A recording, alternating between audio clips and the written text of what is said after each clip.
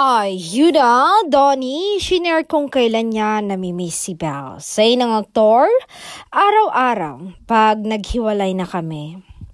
Uuwi na kami sa kanya-kanyang bahay, yung tipong niayaw mo nang bitawan pa yung mga kamay niya, tapos hihirit ka pa sa kanya ng 5 minutes.